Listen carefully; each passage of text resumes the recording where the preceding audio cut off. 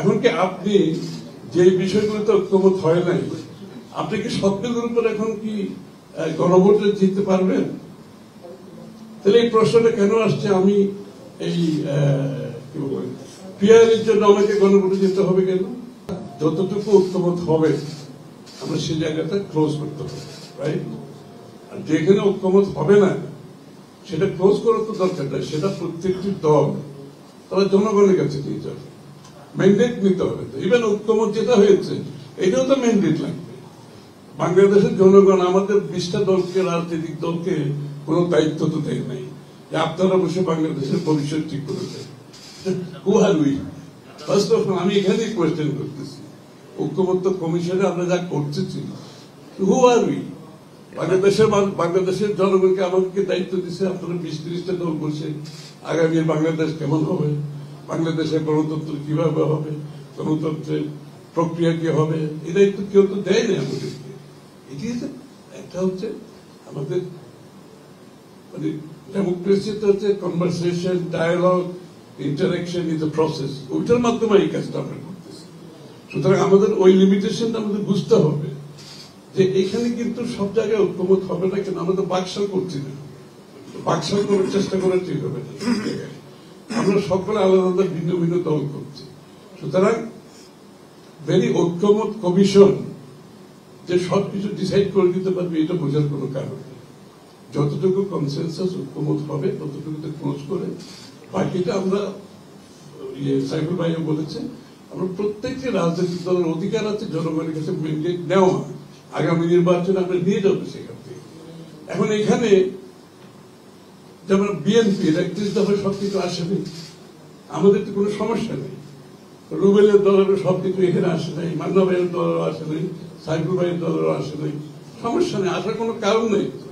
কারণ প্রত্যেকের একটা নিজস্ব দর্শন, চিন্তা ভাবনা, আগামীর রূপরেখার চিন্তা আছেন তো সবাই।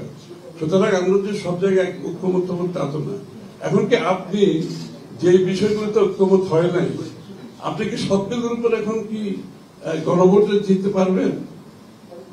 তাহলে এই প্রশ্নটা কেন আসছে? আমি এই পিআরের জন্য আমাকে গণভোটে যেতে হবে কেন?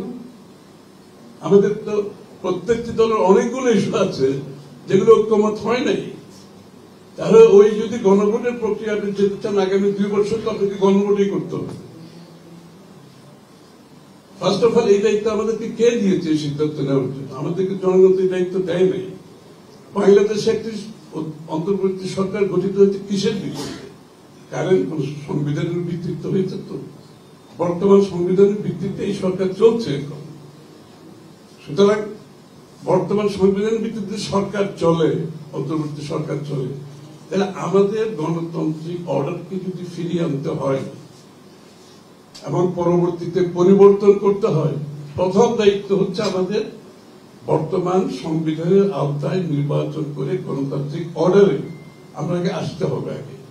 আপনি once you restore the democratic order, আপনি সেখান থেকে আপনার পাবলিক ডিসকোর্সে বলেন, পার্লামেন্টারি ডিবেটে বলেন, পার্লামেন্টের ভিতরে বাইরে বহু আলোচনার একটা গণতান্ত্রিক দেশের সুযোগ থাকবে। কিন্তু আপনি গণতান্ত্রিক, এখন তো আমরা কোন গণতান্ত্রিক অর্ডারের মধ্যে নাই। কিন্তু 14 মাস ধরে একটি সরকার আছে, যে সরকারটা কিন্তু কোন রিপ্রেজেন্টেটিভ ক্যারেক্টার জনগণের নির্বাচিত কোন সরকার না। আমি তো আগে আমার নির্বাচিত একটি সংসদ সরকার গঠন করতে হবে, ডেমোক্রেটিক অর্ডার দেশে ফিরিয়ে আনতে হবে। তারপর থেকে প্রত্যেকটি দলে অধিকার আছে তাদের বিষয়গুলো জনমত সৃষ্টি করার, জনগণের কাছে যাওয়ার, ম্যান্ডেট নেওয়ার। এবং এইটা democracy is a correction process, democracy is a filtration process. আপনাকে তো এটা তো বিশ্বাস করতে হবে। আমি আজকে আমরা 20টা দল বসে আগামী দিনে 50 বছরের বাংলাদেশ সিদ্ধান্ত নেওয়ার অধিকার আমাদের নেই। আপনাকে ডেমোক্রেটিক অর্ডারে গিয়ে ডেমোক্রেটিক প্রসেসের মধ্যে থেকে আপনার কথাগুলো বলতে হবে, জনগণকে আপনার বিষয়গুলোকে নিয়ে আপনি জনমত সৃষ্টি করতে হবে। এই প্রক্রিয়াতে আমরা বিশ্বাস করলে তাহলে যতটুকু ঐক্যমত হয়েছে সেটাকে আমরা অ্যাকসেপ্ট করে আমরা আমাদের ম্যান্ডেটগুলো জনগণের কাছে নিয়ে যাই, ইনক্লুডিং পিআর।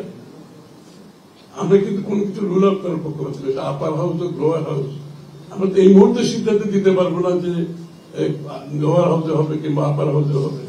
সেটা আপনি নির্বাচিত হয়ে আপনার ম্যান্ডেট নিয়ে সংসদে আলোচনার মাধ্যমে সিদ্ধান্ত নিতে হবে।